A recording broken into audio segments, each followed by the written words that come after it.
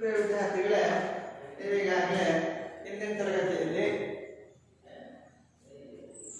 ವಾಕ್ಯಗಳ ಅರ್ಥ, ಸ್ವಯಂ ಸಿದ್ಧಗಳು, ಅದರ ಅರ್ಥ, ಉದಾಹರಣೆಗಳು ಜೊತೆಗೆ ಅಲ್ಪ ಸ್ವಲ್ಪ ಗಣಿತ ತೆಗೆದುಕೊಳ್ಳಿಕ್ಕೆ ಮತ್ತು ರೇಖಾಗಣಿತದ ಉಗಮದ ಬಗ್ಗೆ ಮಾಹಿತಿಯನ್ನು ತಿಳ್ಕೊಂಡು ಹಾಗಾಗಿ ಹೇಳಿದ್ರೆ ಸ್ವಯಂ ಸಿದ್ಧಗಳನ್ನು ಏನು ಹೇಳ್ತೀರಿ? ಚರ್ಚೆ ಮತ್ತು ಸಾಧನೆಗಳಿಲ್ಲದೆ ಒಪ್ಪಿಕೊಳ್ಳುವಂತಹ ಸತ್ಯ ಸಂಗತಿಗಳ ಕೆಲವು ಮೂಲಭೂತವಾದ ಹೇಳಿಕೆಗಳನ್ನು ಸ್ವಯಂ ಸಿದ್ಧಗಳೆಂದು ಕರೀತಾರೆ.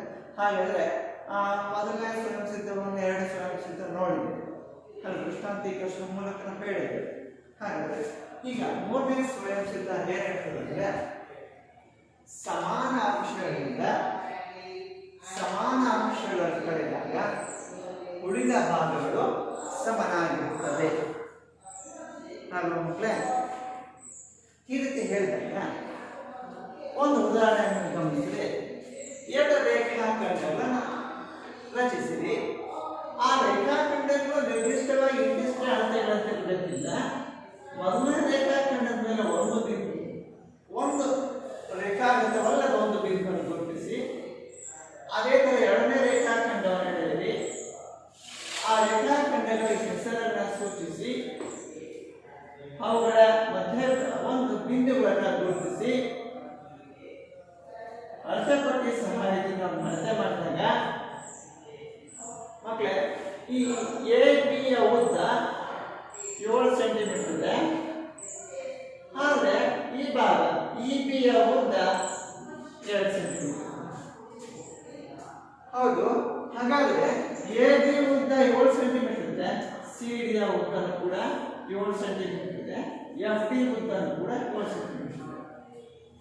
ನನ್ನ ಪ್ರಶ್ನೆ, ಹಾಗಾದ್ರೆ ಎ ಮತ್ತು ಸಿ ಎಫ್ ನ ಉದ್ದಗಳೆಷ್ಟು ಅಂತ ನಾವು ಕಂಡುಹಿಡಿಯಬೇಕು ಅಲ್ವಾ ಮಕ್ಕಳೇ? ಈಗ ಹಾಗಂದ್ರೆ ನಾವು ಇನ್ನೊಂದು ಇನ್ನೊಂದು ಎಕ್ಸಾಂಪಲ್ ಹೇಳ್ಬೇಕಂದ್ರೆ, ನಿನ್ನ ಹತ್ರ 7 ಮೀಟರ್ ಟೇಪ್ ಇದೆ, ಬಟ್ಟೆ. 7 ಮೀಟರ್ ಬಟ್ಟೆಯನ್ನು 7 ಮೀಟರ್ ತುಂಡು ಮಾಡಿದ್ರೆ ನಿನಗೆ ಸಿಗುವಂಥ ಎಷ್ಟು? 5 ಮೀಟರ್ ಬಟ್ಟೆ. ಇದು ಸಾಮಾನ್ಯವಾಗಿ ಹೇಳುವಂತಹ ಒಂದು ಉದಾಹರಣೆ. ಈಗ ರೇಖಾಗಣಿತಕ್ಕೆ ಬಂದಾಗ ನೀವು ಎರಡೂ ಸಮಾಂತರ ರೇಖೆ ನೋಡ್ತೀರಿ ಅಲ್ವಾ? ಆಗ ಇಲ್ಲಿ ನೋಡಿ, A B equals C D ಒಂದು ಅಂಶ, ಇನ್ನೊಂದು ಅಂಶ E B equals F D ಅಂತ ಕೂಡ ಹೇಳ್ತಾರೆ. ಹಾಗೆ ಈಗ ಇನ್ನೊಂದು ಉದಾಹರಣೆ ಹೇಳಿದ್ರೆ, ಈಗ A B equals C D, ಇದರ ಅರ್ಥ 7 ಸೆಂಟಿಮೀಟರ್ ಇದೆ. ಇನ್ನೊಂದು ಹೇಳ್ಬೇಕಂದ್ರೆ E B equals F D equals 2 centimetre. ನನಗೆ ಬೇಕಿರೋದು ಎ ಇ ಲೆಂತ್ ಬೇಕು, ಅರ್ಥ ಆಗ್ತಿದೆಯಾ? ಎ ಇ ಲೆಂತ್ ಬೇಕು ಅಂದ್ರೆ ಉದ್ದ ಎ ಬಿ ಇ ಬಿ ಅಂತ ಹೇಳಿ, that is A B minus E B equals A B ಅಳತೆ 7, ಇ ಬಿ ಅಳತೆ 2, ಕಳೆದ ಬರುವಂತಹ ಉತ್ತರ 5 ಸೆಂಟಿಮೀಟರ್. ಅದು ಯಾವುದು ಉದ್ದ? ಎ ಇ ನ ಉದ್ದ. ಇದು ಒಂದು ಹಾಕಿದೆ. ಆಯ್ತಾ? ಎರಡನೇ ಬನ್ನಿ. ಎರಡನೇ ರೇಖಾಖಂಡವನ್ನು ಗಮನಿಸಿದಾಗ ಸಿ ಡಿಯ ಉದ್ದದಲ್ಲಿ ಎಫ್ ಡಿ ಉದ್ದವನ್ನು ಕಳೆಯಿರಿ. ಆಗ ಪುನಃ ನನಗೆ ಬರುವಂತಹ ಉತ್ತರ ಆಗ 5 ಸೆಂಟಿಮೀಟರ್ ಅಳತೆಯನ್ನು ಹೊಂದಿರುವ ರೇಖಾಖಂಡ ಒಂದು ಭಾಗ, ದಟ್ ಈಸ್ ಸಿ ಎಫ್. ಇದು ಎರಡು ಅಲ್ವಾ? ಸೊ 1 ಮತ್ತು 2 ನೀವು ಹೋಲಿಕೆ ಮಾಡಿದಾಗ that is A E equals C F ಅಂತ ಅಲ್ವಾ? ಇದರ ಅರ್ಥ ಏನು ಹೇಳ್ತಾ ಇದೆ ಅಂದ್ರೆ, ಸಮಾನ ಅಂಶಗಳನ್ನು ಕಳೆದಾಗ ಉಳಿದ ಭಾಗಗಳು ಸಮನಾಗಿರ್ತವೆ ಅಂತ ಹೇಳ್ತೇವೆ. ಸೊ ನಾವೀಗಲೇ ರೇಖಾಖಂಡದ ಅಳತೆಯ ಮಾದರಿಗಳನ್ನು ಪರಿಗಣಿಸಿದ್ವಿ. ಹಾಗಾದ್ರೆ ಅದೇ ಥರ ಕೋನಗಳನ್ನು ಗುರುತಿಸಿದಾಗ ಅವುಗಳ ವ್ಯತ್ಯಾಸಗಳೇನಾಗುತ್ತೆ ಅನ್ನೋದನ್ನ ನೋಡೋಣವಾ ಮಕ್ಕಳೇ? ಆಕೃತಿಯನ್ನು ಗಮನಿಸ್ತಾ ಇದ್ದೀರಲ್ವಾ? ಈ ಆಕೃತಿಯಲ್ಲಿ ಪಾದರೇಖೆ ಒಟ್ಟಿಗೆ ಮೇಲ್ಭಾಗದಲ್ಲಿ 3 ಕೋನಗಳನ್ನು ಉಂಟು ಮಾಡಿದ್ದಾರೆ ಅಲ್ವಾ? 3 ಕೋನಗಳು ಉಂಟು ಮಾಡಿದಾಗ ಇಲ್ಲಿ ನೋಡಿ, ಒಂದು ಲಂಬಕೋನ ಇದೆ, ಉಳಿದೆರಡು ಕೂಡ ಲಘುಕೋನಗಳಿವೆ. ಈಗ ನನ್ನ ಪ್ರಶ್ನೆ, ಇಲ್ಲಿ ಲಂಬಕೋನ ಯಾವುದು? ದಟ್ ಈಸ್ ಕೋನ ABD ಈಕ್ವಲ್ಸ್ ಇನ್ನೊಂದು ಕೋನ DBF. ಎಷ್ಟು ಡಿಗ್ರಿ ಇದೆ ಇದು? 90 ಡಿಗ್ರಿ ಇದೆ. ಹಾಗಾದ್ರೆ ಇದು 90 ಡಿಗ್ರಿ ಇದ್ದಾಗ ಇನ್ನೊಂದು ಕೋನ 30 ಡಿಗ್ರಿ ಕೋನ ಕೊಟ್ಟಿದ್ದೇವೆ. ಹಾಗಾದ್ರೆ ಆ ಕೋನ ಯಾವುದು? ದಟ್ ಈಸ್ ಕೋನ ABC ಈಕ್ವಲ್ಸ್ ಕೋನ ಇನ್ನೊಂದು ಯಾವುದು? EBF ಅಲ್ವಾ ಮಕ್ಕಳೇ? ಎಷ್ಟಿದೆ ಆ ಕೋನ? 30 ಡಿಗ್ರಿ. ಸ್ವಲ್ಪ ಯೋಚನೆ ಮಾಡಿ. ಈ ಭಾಗ ಇಲ್ಲ ಅಂತಾನೆ ಪರಿಗಣಿಸಿ, ನನ್ನ ಬಲಪಾರ್ಶ್ವ ಇಲ್ಲ. ಈ ಪಾರ್ಶ್ವದಲ್ಲಿ ನೋಡಿ ಕೋನ ABD ಲಂಬ ಕೋನ ಇದೆ, ಸಾಮಾನ್ಯ ಬಾಹು BC ಇದೆ. ಹಾಗಾದ್ರೆ ಕೋನ ABC 30 ಡಿಗ್ರಿ ಉಂಟು ಮಾಡಿದ್ರೆ ಒಂದು ಲಂಬ ಕೋನ ಇದೆ, ಕೋನ ABD. ಹಾಗಾದ್ರೆ ಇನ್ನೊಂದು ಕೋನ ಇದೆ, ಯಾವ್ದು? ಕೋನ CBD. ಹಾಗಾದ್ರೆ ಈ ಕೋನದ ಅರ್ಧ ಎಷ್ಟಾಗುತ್ತೆ ಅಂತ ಪತ್ತೆ ಹಚ್ಚಬೇಕು. ಹಾಗಿದ್ದಾಗ ಮಕ್ಕಳು ಈ ರೀತಿ ಮಾಡೋಣ.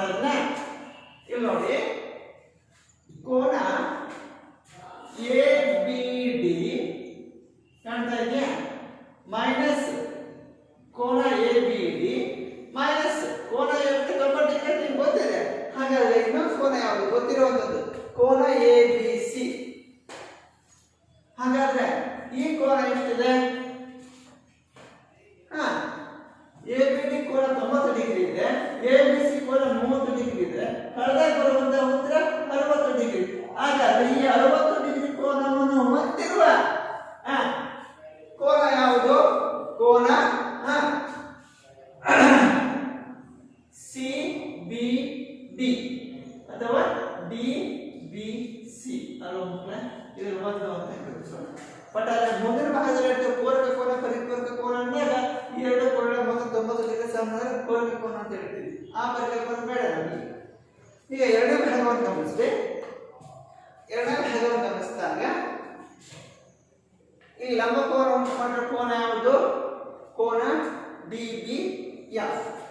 ಕೋನ DBF ಲಂಬ ಕೋನ ಉಂಟು ಮಾಡಿದ್ರೆ ಆ ಲಂಬ ಕೋನವನ್ನು ಉಂಟು ಮಾಡಿರುವಂತಹ ಇನ್ನೊಂದು ಕೋನದ ಅಳತೆ ಇದೆ, ಅದು ಲಘು ಕೋನವನ್ನು ಉಂಟು ಮಾಡಿದ್ದು 30 ಡಿಗ್ರಿ ಅಳತೆಯನ್ನು ಹೊಂದಿದೆ. ಹಾಗಾದ್ರೆ ಆ ಕೋನ ಯಾವುದು? ಕೋನ FBE ಅಥವಾ ಕೋನ EBF. ಸೊ ಈ ಎರಡು ಕೋನಗಳ ವ್ಯತ್ಯಾಸ ಸಿಗುವಂತೆ ಮತ್ತೊಂದು ಕೋನ 90 ಡಿಗ್ರಿ 30 ಡಿಗ್ರಿ ಕಡೆಗೆ ನಿಮಗೆ ಬರುವಂತಹ ಉತ್ತರ 60 ಡಿಗ್ರಿ ಆಗಿದೆ. ಹಾಗಾದ್ರೆ ಈ ಕೋನ ಯಾವುದು? ಕೋನ DBE. ಕೋನ DBE ಅಲ್ವಾ ಮಕ್ಕಳೇ? ಹಾಗಾದ್ರೆ ಈ ಕೋನನು ಕೂಡ 60 ಡಿಗ್ರಿ ಬರ್ತದೆ. ಸೊ ಇವೆರಡನ್ನು ಹೋಲಿಕೆ ಮಾಡಿದ್ರೆ 1 ಮತ್ತು 2ರಿಂದ ಕೋನ CBD ಈಕ್ವಲ್ಸ್ ಕೋನ DBE ಆಗ್ಬೋದು ಮಕ್ಕಳೇ. ಹಾಗಿದ್ದಾಗ ಕೋನ ಎಷ್ಟು ಸಮ ಆಯ್ತು? 60. ಈ ರೀತಿ ಇವುಗಳನ್ನ ದೃಷ್ಟಾಂತೀಕರಿಸ್ತವೆ ಅಲ್ವಾ ಮಕ್ಕಳೇ? ಹಾಗಿದ್ದಾಗ ಮುಂದಿನ ಸ್ವಯಂ ಸಿದ್ಧಕ್ಕೆ ಹೋಗೋಕ್ಕಿಂತ ಮುಂಚೆ ಇದರಲ್ಲಿ ಮೂರನೇ ಸ್ವಯಂ ಸಿದ್ಧವನ್ನು ನೋಡಿದ್ವಿ. ಸಮಾನ ಅಂಶಗಳಿಂದ ಸಮಾನ ಅಂಶಗಳನ್ನು ಕಳೆದಾಗ ಉಳಿದ ಭಾಗಗಳು ಸಮನಾಗಿರ್ತದೆ ಅಂತ ಸ್ವಯಂ ಸಿದ್ಧ 3 ಹೇಳಿದ್ರೆ, ಹಾಗಾಗಿ 4ನೇ ಸ್ವಯಂ ಸಿದ್ಧ ಏನು ಹೇಳ್ತದೆ? ಚಿಂತನೆ ಮಾಡ್ತೀರಾ ಮಕ್ಕಳೇ? ಸ್ವಯಂ ಸಿದ್ಧ 4 ಗಮನಿಸಿದಾಗ ಸ್ವಯಂ ಸಿದ್ಧ 4 ಪೂರ್ಣವು ಅದರ ಭಾಗಕ್ಕಿಂತಲೂ ದೊಡ್ಡದು ಅಂತ ಹೇಳ್ತಾರೆ ಮಕ್ಕಳೇ. ಈ ಹೇಳಿಕೆ ಯಾವತ್ತೂ ಕೂಡ ಸರ್ವಕಾಲಿಕ ಸತ್ಯ, ಸಾರ್ವತ್ರಿಕ ಸತ್ಯ, ಅದರಲ್ಲಿ ಎರಡು ಮಾತಿಲ್ಲ. ಹೇಗೆ ಅಂದ್ರೆ ಇದು ತಾತ್ವಿಕವಾಗಿ ಅಥವಾ ಈ ಹೇಳಿಕೆ ಸೈದ್ಧಾಂತಿಕವಾಗಿ ಹೋಗ್ತವೆ, ಪ್ರಾಯೋಗಿಕವಾಗಿ ಹೋಗ್ತವೆ. ಒಂದು ಉದಾಹರಣೆ ಅಂತ ನಾನು ಹೇಳ್ತೇನೆ. ಇಲ್ಲಿ ನೋಡಿ, ಒಂದು ರೇಖಾಖಂಡವನ್ನು ರಚಿಸಿದಾಗ ಆ ರೇಖಾಖಂಡ ಈ ರೀತಿ ಇದ್ದು ಆ ರೇಖಾಖಂಡದ ಮೇಲೆ ಒಂದು ಬಿಂದುವನ್ನು ಗುರುತಿಸಿ ಅಲ್ವಾ ಮಕ್ಕಳ? ಇಲ್ಲಿ ನೋಡಿ, ಇದನ್ನ ಚಿತ್ರಣ ನೋಡಿದಾಗ ಹೇಳ್ತೀರಿ. AB ಒಂದು ರೇಖಾಖಂಡ ಅಂದಾಗ AC ರೇಖಾಖಂಡದ ಮೇಲೆ ಒಂದು ಬಿಂದು C ಆಗಿದೆ. ಆಗ ABಯ ಉದ್ದ ಸರಿಸುಮಾರು ನೀವು ಗಮನಿಸಿದಾಗ ಇದು 9 ಸೆಂಟಿಮೀಟರ್ ಅಂತ ನೀವು ಪರಿಗಣಿಸಿದ್ರೆ, ಹಾಗಾದ್ರೆ ಇದು 2 ಸೆಂಟಿಮೀಟರ್ ಇದೆ ಅಂತ ತಿಳ್ಕೊಳ್ಳಿ. ಹೌದು. ನೀವು ಹೋಲಿಕೆ ಮಾಡಿದಾಗ ಚಿತ್ರದ ಸಹಾಯದಿಂದ ಚಿತ್ರದಲ್ಲಿ ಕಾಣ್ತಾ ಇದೆಯಾ ಎ ಬಿ ರೇಖಾಖಂಡ ಹೋಲಿಕೆ ಮಾಡಿದಾಗ A B which is better than ಯಾವುದು ಹೋಲಿಸಬಹುದು ಎ ಸಿ. ಹೌದು, ಎ ಬಿ ಅಳತೆ ಹೆಚ್ಚಿದೆ ಯಾವುದಕ್ಕಿಂತ ಎ ಸಿಗಿಂತ ಅಲ್ವಾ. ಹಾಗಾದ್ರೆ ಇನ್ನೊಂದು ಚಿತ್ರವನ್ನು ಗಮನಿಸಿ. ಅದೇ ಚಿತ್ರದಲ್ಲಿ A B which is greater than what ಇನ್ನೊಂದು ಭಾಗ ಉಳಿದ ಇನ್ನೊಂದು ಅಂಶ that is C B.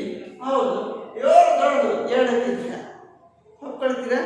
So ಇಲ್ಲಿ ನೀವು ಏನ್ ಮಾಡಿದ್ರೆ ಏನು ಹೋಲಿಕೆ ಮಾಡಿದ್ರೆ ಚಿತ್ರದಲ್ಲಿ ಎ ಬಿ ಎ ಸಿ ಮತ್ತು ಬಿ ಸಿ ಗಳನ್ನ ಹೋಲಿಕೆ ಮಾಡಿದ್ರಿ ಅಲ್ವಾ ಮಕ್ಕಳೇ. ನೋಡಿ ಚಿತ್ರದಲ್ಲಿ ಅಲ್ವಾ ಇಲ್ಲೊಂದು ಸೆಂಟೆನ್ಸ್ ಹೇಳಿದೆ ನೋಡಿ. ಚಿತ್ರದಲ್ಲಿ ಕಾಣ್ತಾ ಇದೆಯಾ ಎ ಬಿ ಎ ಸಿ ಮತ್ತು ಬಿ ಸಿ ಗಳನ್ನು ಹೋಲಿಸಿದಾಗ ಆಗ ನಿಮ್ಮಲ್ಲಿ ಏನು ಕಾಣ್ತದೆ A C greater than A B greater Dhan A C. ಹೌದು, ಎ ಬಿ ರೇಖಾಖಂಡ ಎ ಸಿ ಗಿಂತ ದೊಡ್ಡದಿದೆ. ಯಾಕೆ? ಸಿ ಅದರ ಮೇಲೆ ಒಂದು ಭಾಗ ಬಿಂದು. ಅದೇ ತರ A B which is greater than what C B. A B ರೇಖಾಖಂಡ ಒಂದು ಅಂಶದ ಭಾಗದಲ್ಲಿರ್ತಕ್ಕಂಥದ್ದು ಸಿ ಬಿ. ಸೊ ಇದರಿಂದ ನಾವೇನ್ ಹೇಳ್ಬೋದು ಪೂರ್ಣವು ಅದರ ಭಾಗಕ್ಕಿಂತಲೂ ದೊಡ್ಡದು ಅಂತ ಹೇಳ್ತಾರೆ. ಹಾಗಾದ್ರೆ ಏನಾದ್ರೂ ಗಮನಿಸಿ ಕೋನಗಳು ಹೇಳಿದ್ರೆ ಅದೇ ತರ ಒಂದು ಕಿರಣ ಈ ಕಿರಣ ಇನ್ನೊಂದು ಈ ಕಿರಣ ಇದೆ ನೋಡಿ ಕಾಣ್ತಾ ಇದೆಯಾ. ನೀವು ಗಮನಿಸ್ಬೋದು ಮಕ್ಕಳೇ. ಈಗ ನೋಡಿ ಇದನ್ನ ಎ ಓ ಬಿ ನೀವು ಆಕೃತಿ ನೋಡ್ತಾರೆ ಹೇಳ್ತೀರಿ. ಈ ಎ ಓ ಬಿ ಕೋನ ಅನ್ನುವಂಥದ್ದು ಎಂತ ಕೋನ? ಇದು ಒಂದು ಅಧಿಕ ಕೋನ ಆಗಿದೆ. ಇದೊಂದು ಅಧಿಕ ಕೋನ ಆದಾಗ ಇಲ್ಲೊಂದು ಸಾಮಾನ್ಯ ಭಾಗವನ್ನು ಹಿಡಿತಾನೆ ಶೃಂಗಬಿಂದುವಿನಿಂದ, ಸಾಮಾನ್ಯ ಶೃಂಗಬಿಂದು. ಆಗ ಇದು ಸಿ ಆಗಿದೆ. ಕಾಣ್ತಾ ಇದೆಯಾ? ಸೊ ಒಂದು ಕೋನದಲ್ಲಿ ಸಾಮಾನ್ಯ ಶೃಂಗಬಿಂದು ಕಾಣ್ತಿದೆ. ಇಲ್ಲಿ ಉಭಯ ಸಾಮಾನ್ಯ ಬಿಂದುವಿನಲ್ಲಿ ಉಂಟಾಗ್ತಕ್ಕಂಥ ಮೂರು ಕೋನಗಳಾಗವು ಹೋಲಿಕೆ ಮಾಡೋಣ ಮಕ್ಕಳೇ. ಚಿತ್ರದಲ್ಲಿ ಒಂದು ಕೋನ ಯಾವುದು? ಕೋನ ಎ ಓ ಬಿ. ಈ ಕೋನ ಎರಡು ಕೋನಗಳು ಮಾಡ್ತೀವಿ ಯಾವಾಗ? ಸಾಮಾನ್ಯ ಭಾವ ಛೇದಿಸಿದಾಗ. ಹಾಗಾದ್ರೆ ಉಂಟಾಗಿರ್ತಕ್ಕಂಥ ಎರಡು ಸಾಮಾನ್ಯ ಕೋನಗಳು ಯಾವುವು? ಕೋನ ಎ ಓ ಸಿ ಮತ್ತು ಇನ್ನೊಂದು ಕೋನ ಯಾವುದು? ಕೋನ ಸಿ ಓ ಬಿ. ಇವುಗಳನ್ನ ಹೋಲಿಸೋಣ. ಕೋನ ಎ ಓ ಸಿ, ಕೋನ ಎ ಓ ಬಿ, ಕೋನ ಎ ಓ ಸಿ ಮತ್ತು ಕೋನ ಸಿ ಓ ಬಿಗಳನ್ನು ಹೋಲಿಸಿದ್ದಾರೆ. ಮಕ್ಕಳು ನೀವು ನೋಡ್ತಾ ಇದ್ದೀರಿ ಆರಂಭದಲ್ಲಿ ಕಾಣ್ತಾ ಇದೆ ಚಿತ್ರದಲ್ಲಿ ಇದು ಎ ಓ ಬಿ ದೊಡ್ಡ ಕೋನ ಆಗಿದೆ. ಉಳಿದಂತ ಚಿಕ್ಕ ಕೋನಗಳು ಏನಾಗಿದೆ ಹೋಲಿಕೆ ಮಾಡಿದಾಗ ದಟ್ ಈಸ್ ಕೋನ ಎ ಓ ಬಿ ಮತ್ತು ಕೋನ ಎ ಓ ಸಿ. ಇವೆರಡನ್ನು ಹೋಲಿಕೆ ಮಾಡಿದ ಕೋನ ಎ ಓ ಬಿ ಏನಾಯಿತು? ದೊಡ್ಡದಾಯಿತು. ದಟ್ ಈಸ್ ಕೋನ A O B greater than ಕೋನ ಎ ಓ ಸಿ. ಇದೇ ರೀತಿ ಕೋನ A O B which is greater than ಕೋನ ಸಿ ಓ ಬಿ. ಕಾಣ್ತಾ ಇದ್ದಿಲ್ಲ? ಒಂದು ರೇಖೆಯ ಅಳತೆಗಳನ್ನು ತೋರಿಸಿದ್ವಿ, ಇನ್ನೊಂದೇನು ತೋರಿಸಿದ್ವಿ? ಕೋನಗಳನ್ನ ಸೂಚಿಸಿದ್ವಿ ಅಲ್ವಾ ಮಕ್ಕಳೇ. ಸೊ ಈ ರೀತಿ ನಾವು ಪರಿಶೀಲಿಸಿದಾಗ ಸತ್ಯಾಂಶಗಳನ್ನು ನಿಖರವಾಗಿ ಪ್ರಾಯೋಗಿಕವಾಗಿ ಅರ್ಥಪೂರ್ಣವಾಗಿ ಪರಿಶೀಲಿಸಿದಾಗ ಹೋಲಿಕೆ ಮಾಡಿದಾಗ ಏನಾಯ್ತು? ಪೂರ್ಣವು ಅದರ ಭಾಗಕ್ಕಿಂತಲೂ ದೊಡ್ಡದು ಎಂಬ ಹೇಳಿಕೆ ಯಾವತ್ತು ಸರ್ವಕಾಲಿಕ ಸಾರ್ವತ್ರಿಕ ಸತ್ಯವಾದಂತಹ ಒಂದು ಹೇಳಿಕೆ. ಯಾವುದು? ಜೀವನ ಎಲ್ಲ ಸಂಶೋಧನೆಗಳ ಆಧಾರದ ಪ್ರತಿಗಳನ್ನು ಗಮನಿಸಿದಾಗ ಪರಿಪಕ್ವವಾದ ಒಂದು ಹೇಳಿಕೆ ಆಗಿದೆ ಪೂರ್ಣವು ಅದರ ಭಾಗಕ್ಕಿಂತಲೂ ದೊಡ್ಡದು. ಹಾಗಾದ್ರೆ ಸ್ವಯಂ ಸಿದ್ಧ 5 ಏನು ಹೇಳ್ತದೆ? ಹಾಗಾದ್ರೆ ಅದು ನಿರೂಪಣೆ ನೀವು ಬರ್ತೀರಾ ಮಕ್ಕಳೇ? ಸ್ವಯಂ ಸಿದ್ಧ 5 ಅದೇ ರೀತಿ ನಿರೂಪಿಸ್ತೇವೆ. ಒಂದಕ್ಕೊಂದು ಸಮವಾಗಿರುವ ಅಂಶಗಳ ಅರ್ಥಗಳು ಸಮವಾಗಿರುತ್ತವೆ ಅಂತ ಹೇಳ್ತಾರೆ ಅಲ್ವಾ ಮಕ್ಕಳೇ. ಹೀಗೆ ನೋಡಿ ನಾನು 7 ರೇಖಾಖಂಡಗಳನ್ನು ರಚಿಸ್ತೇನೆ. ಅಳತೆ ಪಟ್ಟಿ ಸಹಾಯದಿಂದ ಈ ರೇಖಾಖಂಡವನ್ನು ನೀವು ರಚಿಸಿ ಕಾಣ್ತಾ ಇದೆಯಾ? ಅದರ ಮಧ್ಯಬಿಂದುಗಳನ್ನು ಗುರುತಿಸಿ. ಹಾಗಿದ್ದಾಗ ಎಷ್ಟು ರೇಖಾಖಂಡಗಳನ್ನು ಎಳಿತೀರಿ? 2 ರೇಖಾಖಂಡಗಳನ್ನು ಎಳಿತೇವೆ. ಅವುಗಳ ಮಧ್ಯಬಿಂದುವನ್ನು ಗುರುತಿಸಿದಾಗ ಅವುಗಳು AB ಮತ್ತು CD 2 ರೇಖಾಖಂಡಗಳನ್ನು ಪರಿಗಣಿಸಿದಾಗ ಆ 2 ರೇಖಾಖಂಡಗಳ ಮಧ್ಯಬಿಂದುಗಳು ಏನಾಗಿರಲಿ? EF ಆಗಿರಲಿ.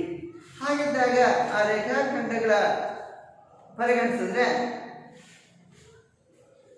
ಇಲ್ಲಿ ನೋಡಿ, ಈ ರೇಖಾಖಂಡದ ಉದ್ದ 10 ಸೆಂಟಿಮೀಟರ್ ಅಂದ್ರೆ ನಿರ್ದಿಷ್ಟವಾಗಿ CD ರೇಖಾಖಂಡದ ಉದ್ದವು 10 ಸೆಂಟಿಮೀಟರ್.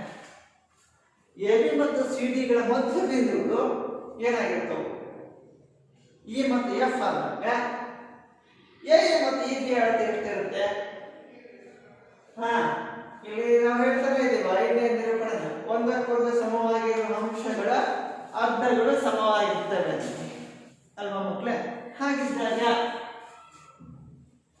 ಅನುಕ್ರಮಣೀಯವಾಗಿ ಈ AA = CD ಆಗುತ್ತೆ ಅಲ್ವಾ? ಆಗ ಇದರ ಅರ್ಥ 5 ಸೆಂಟಿಮೀಟರ್ ಇರುತ್ತೆ, ಇದು ಕೂಡ 5 ಸೆಂಟಿಮೀಟರ್ ಅಲ್ವಾ ಮಕ್ಕಳೇ? ನೀವು ಹೋಲಿಕೆ ಮಾಡಿ ನೋಡಿದ್ರೆ ಇಲ್ಲಿ ನೋಡಿ, ನಾವು ಹೇಗೆ ಪತ್ತೆ ಹಚ್ಬೋದು ಅಂದ್ರೆ AB = CD = 10 ಸೆಂಟಿಮೀಟರ್ ಅಲ್ವಾ ಮಕ್ಕಳೇ? AB ಮತ್ತು CD ಯ ಮಧ್ಯಬಿಂದುಗಳು ಯಾವುವು? ಮಧ್ಯಬಿಂದುಗಳು ಯಾವುವು? E ಮತ್ತು F ಆಗಿವೆ ಅಲ್ವಾ ಮಕ್ಕಳೇ? ಈಗ ನೋಡಿ, ಮೊದಲದಷ್ಟೇ ಪರಿಗಣಿಸ್ತೇನೆ ನಾನು. ಈಗ ನೋಡಿ, ಆದರೆ AE = EB, ಅದೇ ತರ CF = FB. ಯಾಕೆ? AB ಮತ್ತು CD ಗಳ ಮಧ್ಯಬಿಂದುಗಳು E ಮತ್ತು F ಅಂತ ಹೇಳ್ತೇವೆ. ಈಗ ನೋಡಿ, ನಾನು ಇದನ್ನು ಹೇಳ್ತಾ ಬರ್ತೇನೆ, AE ಆಗ್ಬೋದಾ ಪ್ಲಸ್ EB = AB ಅಂತ ಹೇಳ್ತೇನೆ. But AE = what? EB ಅಲ್ವಾ? ಸೊ ಎರಡು ಕಡೆ EB ಅನ್ನು ಆದೇಶ ಮಾಡಿ which equals AB. ಸೊ ಇವೆರಡನ್ನು ಕೂಡಿ twice EB. AB ಅಳತೆ ಎಷ್ಟಿದೆ? 10 ಸೆಂಟಿಮೀಟರ್ ಇದೆ. therefore EB = 10/2. 2ರಿಂದ ಭಾಗಿಸಿ EB = 5 ಸೆಂಟಿಮೀಟರ್ ಆಗ್ಬೋದು ಮಕ್ಕಳೇ. ಸಿಮಿಲರ್ಲಿ EB 5 ಸೆಂಟಿಮೀಟರ್ ಬಂದ್ರೆ ಇನ್ನೊಂದು ಯಾವ ಅರ್ಥ ಇದೆ? AE ಕೂಡ 5 ಸೆಂಟಿಮೀಟರ್ ಆಗ್ಬೋದಾ? ಕಾಣ್ತಾ ಇದೆ? ಅರ್ಥ ಆಯ್ತಾ ಮಕ್ಕಳೇ? ಹೇಗೆ ಬರ್ತದಂತ ಹೀಗೆ ನೋಡಿ. ಹಾಗಾದ್ರೆ ಇನ್ನೊಂದು ರೇಖಾಖಂಡ ಇದೆಯಲ್ಲ, CF ಮತ್ತು FD ಅಂತ ಹೇಳ್ತಾರೆ. ಸೊ ಇದು ಹೋಲಿಕೆ ಮಾಡಿದ್ರೆ ಈಗ ನೋಡಿ, CF plus FD equals CD. But CF = FD ತಾನೆ? CF = FD ಆದಾಗ ಯಾಕೆ? F CD ಯ ಮಧ್ಯಬಿಂದು. ಇವೆರಡನ್ನು ಕೂಡಿ 2 × FD ಆಗುತ್ತೆ. CD ಆಗುತ್ತೆ 10 ಸೆಂಟಿಮೀಟರ್ ಇದೆ. ಸೊ ಹೋಲಿಕೆ ಮಾಡಿ FD = 10/2. 2ರಿಂದ ಭಾಗಾಕಾರ ಮಾಡಿ FD = 5 centimetre. In the same way ಇದೇ ರೀತಿ ಪ್ರಕ್ರಿಯೆಯನ್ನು ಮುಂದುವರಿಸಿದ್ರೆ FD ಅಳತೆ ಎಷ್ಟಿರುತ್ತೋ CF ಅಳತೆಯನ್ನು ಕೂಡ ಅಷ್ಟೇ ಇರುತ್ತೆ, 5 ಸೆಂಟಿಮೀಟರ್. ಅಂದ್ರೆ ನಾವು ಹೇಳಿಕೆ ಹೇಳಿದ್ವಿ, ಒಂದಕ್ಕೊಂದು ಸಮವಾಗಿರುವ ಅಂಶಗಳ ಅರ್ಧಗಳು ಸಮವಾಗಿರುತ್ತವೆ ಅಲ್ವಾ ಮಕ್ಕಳೇ? ಇದೇ ರೀತಿ ನೀವು ಗಮನಿಸಿದ್ರೆ ನಾನು ಒಂದು ಕೋನವನ್ನು ಗುರುತಿಸ್ತೇನೆ.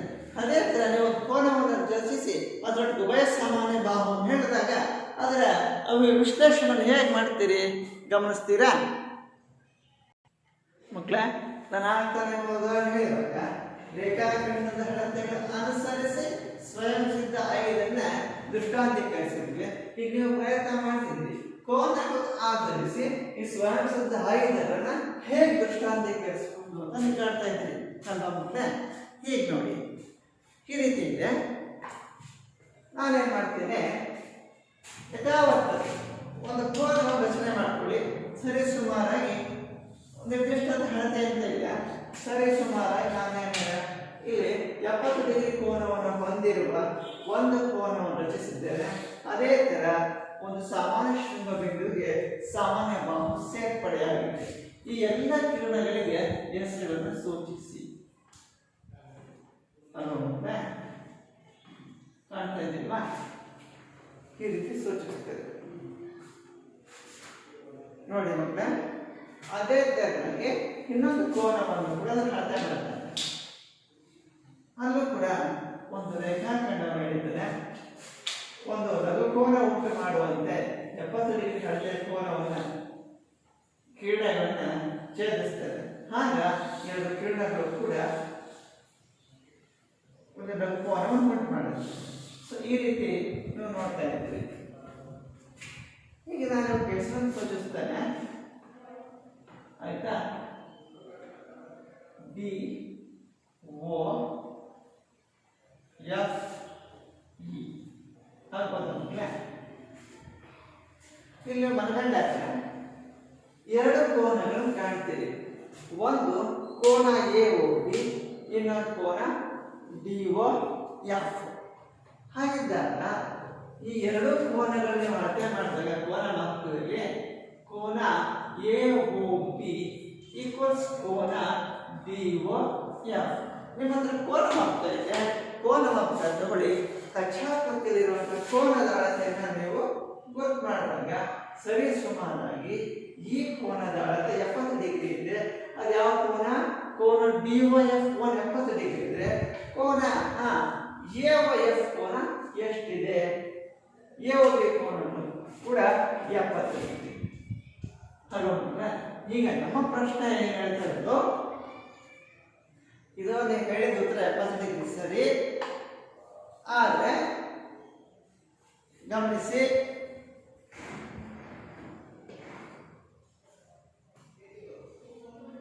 ಕೋನ ಡಿ ಓ ಎಫ್ ಗಮನಿಸಿದಾಗ ಕೋನ ಡಿ ಓ ಎಫ್ ನಲ್ಲಿ 70 ಡಿಗ್ರಿ ಇದೆ ಅಲ್ವಾ?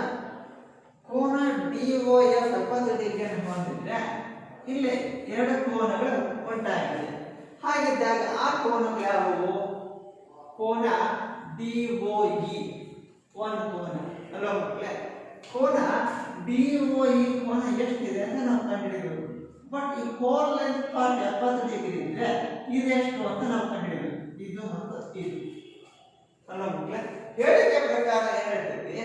ಒಂದಕ್ಕೊಂದು ಸಮವಾಗಿರುವ ಅಂಶಗಳು, ಒಂದಕ್ಕೊಂದು ಸಮವಾಗಿರುವ ಅಂಶಗಳ ಅರ್ಥಗಳು ಸಮವಾಗಿರ್ತವೆ. ಅಂದ್ರೆ ಇಲ್ಲಿ ಉಂಟಾಗಿರುವ ಬೈ ಸಾಮಾನ್ಯ ಬಾಹು ಸಮಾನ ಕೋನವನ್ನೇ ಉಂಟು ಮಾಡಬೇಕು. ಅಂದಾಗ ಏನಾಗಿರ್ತಿದ್ದು? Half of angle D O F ಕಾಣ್ತಾ ಇದೆಯಾ? ದಟ್ ಈಸ್ ಹಾಫ್ ಇಂಟು ಕೋನ ಡಿ ಓ ಎಫ್ ಎಷ್ಟಿದೆ? 70 ಡಿಗ್ರಿ ಇದೆ ಅಲ್ವಾ ಮಕ್ಕಳೇ? ಇದನ್ನ ಭಾಗಾಕಾರ ಮಾಡಿ 2 3 6 2 10 ಇದನ್ನು 1 1 ಇಟ್ಕೊಳ್ತೇನೆ. ಹಾಗಾದ್ರೆ ಇನ್ನೊಂದು ಕೋನ ಏನಿದೆ? ಕೋನ A O F that is ಕೋನ ಇನ್ನೊಂದು ಯಾವುದು? E O F. E O F ಕೋನನು ಕೂಡ ಡಿ ಓ ಎಫ್ ಕೋನದ ಅರ್ಧದಷ್ಟೇ ಇರುತ್ತೆ. ದಟ್ ಈಸ್ 70 ಡಿಗ್ರಿ ಅರ್ಧ ಅಂತ ಎಷ್ಟಾಯ್ತು? 35 ಡಿಗ್ರಿನೇ ಇರುತ್ತೆ. ಸೊ ನೀವು ಎರಡನ್ನ ಹೋಲಿಕೆ ಮಾಡಿದ್ರೆ ಪುನಃ ಏನಾಯ್ತು? ಆ ಎರಡು ಕೋನಗಳು ಸಮನಾಗಿರ್ತವೆ ಅಂತ ಹೇಳ್ತವೆ. ಅಂದ್ರೆ ಕೋನ ಡಿ ಓ ಇ ಮತ್ತು ಕೋನ ಇ ಎಫ್ ಎರಡು ಕೋನಗಳು ಕೋನ ಡಿ ಓ ಎಫ್ ನ ಅರ್ಧದಷ್ಟು ಇರುತ್ತದೆ ಅಂತ ಹೇಳ್ತಾರೆ. ಸರಿನಾ? ದಟ್ ಈಸ್ 1 ಮತ್ತು 2 ಹೋಲಿಕೆ ಮಾಡಿದ್ರೆ ಕೋನ ಡಿ ಓ ಇ ಈಕ್ವಲ್ಸ್ ಕೋನ ಇ ಓ ಎಫ್. ಸರಿನಾ ಮಕ್ಕಳ? ಈಗ ಇನ್ನೊಂದು ಚಿತ್ರ ಈ ಕಡೆ ಕಾಣ್ತಾ ಇದೆ ನೋಡಿ. ಇದು ಕೂಡ ಕೋನ ಎ ಓ ಬಿ ಕೋನ 70 ಡಿಗ್ರಿ ಒಳಗೊಂಡಿದ್ರೆ ಹಾಗಾಗಿ ಕೋನ ಎ ಓ ಸಿ ಮತ್ತು ಕೋನ ಬಿ ಓ ಸಿ ಅಳತೆಗಳು ಎಷ್ಟಾಗುತ್ತೆ? ಈಗ ಅದನ್ನು ಉದಾಹರಣೆಯನ್ನು ತಿಳ್ಕೊಂಡಿದ್ದೀವಿ ನೋಡಿ. ಎಷ್ಟಾಗ್ತದೆ? ದಟ್ ಈಸ್ ಕೋನ A O C equals half of angle ಯಾವುದು ಕೋನ A O B that is half into ಆ ಕೋನ ಎಷ್ಟಿದೆ 70 ಡಿಗ್ರಿ ಇದೆ ದಟ್ ಈಸ್ ಅದಕ್ಕೆ ಎಷ್ಟಾಯ್ತು 35 ಡಿಗ್ರಿ ಅಲ್ವಾ ಮಕ್ಕಳೇ ಅದೇ ಇದನ್ನ 3 ಅಂತ ಪರಿಗಣಿಸಿ ಇನ್ನೊಂದು ಕೋನ ಎಷ್ಟಿದೆ ನೋಡಿ ದಟ್ ಈಸ್ ಕೋನ COB equals half of angle AOB equals half into ಪುನಃ ನೀವು ಹೋಲಿಕೆ ಮಾಡಲಿಕ್ಕೆ ಬರುತ್ತೆ 35 ಡಿಗ್ರಿನೇ ಬರುತ್ತೆ ಇದನ್ನು ಭಾಗಾಕಾರ ಮಾಡಿ ಸೊ 3 ಮತ್ತು 4 ಅನ್ನು ಹೋಲಿಕೆ ಮಾಡಿದ್ರೆ 3 ಮತ್ತು 4 ರಿಂದ ಹೋಲಿಕೆ ಮಾಡಿದ್ರೆ ದಟ್ ಈಸ್ ಕೋನ AOC equals ಕೋನ COB equals 35 ಡಿಗ್ರಿ